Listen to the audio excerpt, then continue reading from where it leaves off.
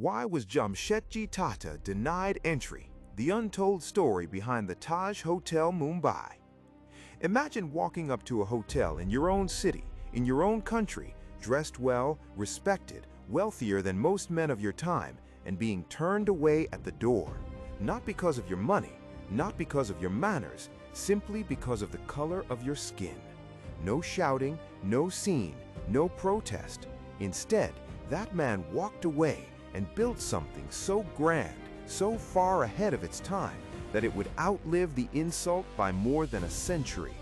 This is the story of the Taj Mahal Palace Hotel, Mumbai, and this is Untoldia. To understand this story, we have to go back to the late 1800s. Bombay, as it was known then, was one of the most important port cities of the British Empire. Wide boulevards, Victorian architecture, trading houses, and a growing elite class of both British officials and wealthy Indian businessmen. But beneath the glamour of the city ran a hard, invisible line. Many of the finest establishments in Bombay, clubs, restaurants, and hotels, operated on an unspoken rule. Indians, no matter how wealthy or educated, were simply not welcome. One of the most prestigious hotels of that time was Watson's Hotel, a favorite among British officers, merchants, and travelers. Its cast-iron structure imported all the way from England, making it one of the most talked-about buildings in the city. This hotel is widely remembered in popular retellings as one of the establishments that enforced strict racial exclusion, and many versions of this story claim that signboards at British-era clubs and establishments across colonial India carried a chilling phrase, "Dogs and Indians not allowed." It's important to say clearly, historians have long debated whether this exact wording existed at this specific hotel, or whether it's a phrase that became a symbol representing the broader, well-documented culture of racial segregation that Indians faced in colonial-era establishments. What is not in dispute, and what is recorded through multiple historical accounts, is that Indians, regardless of wealth or status, were routinely denied entry into these so-called European-only spaces. Whether or not those exact words were painted on a board, the message they represent was very real, and it was enforced. Now let's talk about the man at the center of this story, Jamshedji Tata.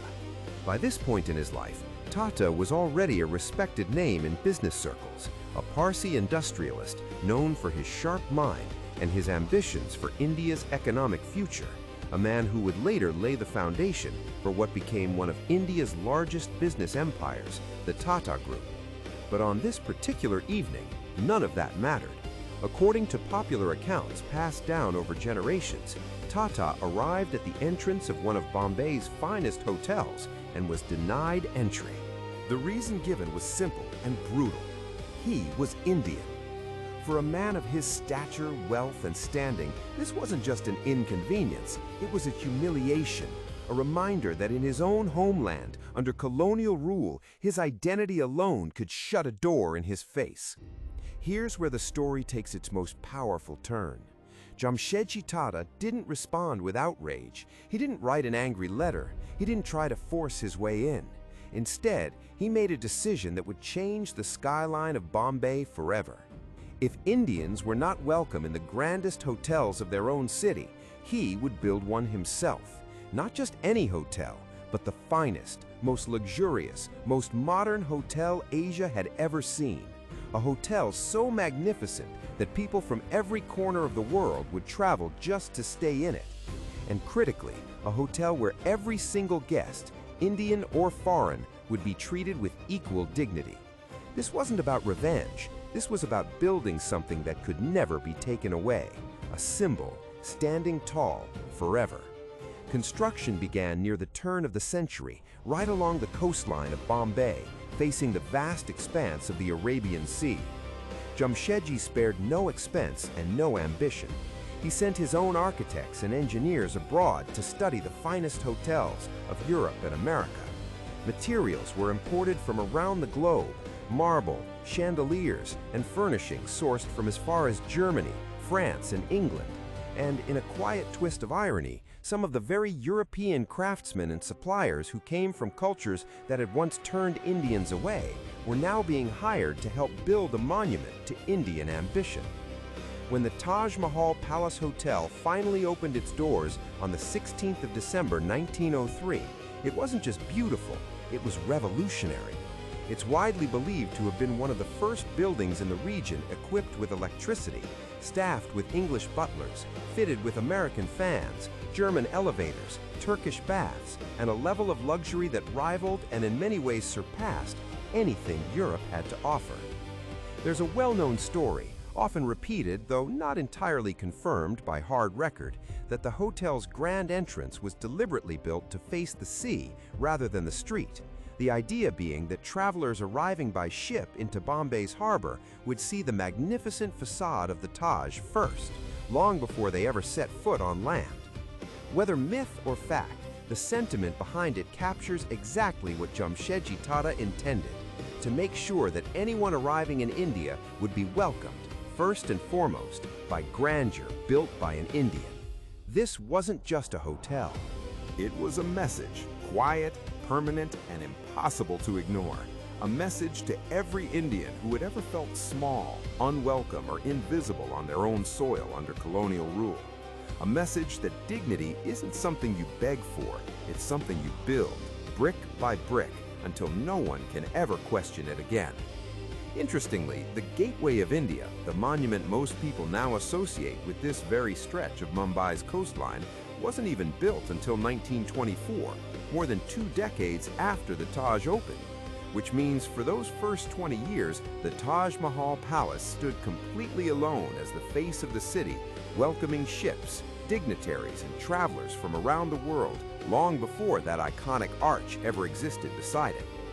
Over the following century, the Taj became more than a hotel. It became a witness to history. It hosted kings, presidents, business tycoons, and film royalty. It stood through India's independence, through decades of change in Mumbai's identity, through economic booms and downturns. But perhaps its darkest and most defining test came on the night of the 26th of November 2008. During the terror attacks that shook Mumbai, the Taj Mahal Palace became one of the primary targets, a symbol once again being attacked for what it represented. Staff members risked and in some cases gave their lives to protect guests inside. The hotel suffered significant damage, and yet within months, restoration began, determined not just to rebuild the structure, but to restore everything it stood for. Today, the Taj Mahal Palace stands not just as a 5-star hotel, but as a monument to resilience, a building that has now survived both colonial prejudice and modern terror, and emerged each time still standing.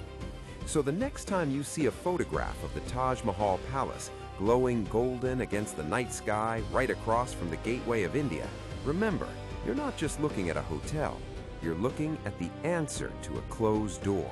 You're looking at what happens when insult meets ambition, and ambition wins. Jamshedji Tata never lived to see the full legacy of what he built, the Tata Group that would go on to shape steel, aviation, and technology in India.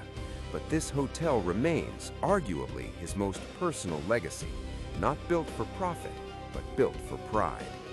If you enjoyed this story, let us know in the comments. Did you already know this history behind the Taj? Subscribe to Untoldia for more stories that history forgot to highlight. We'll see you in the next one.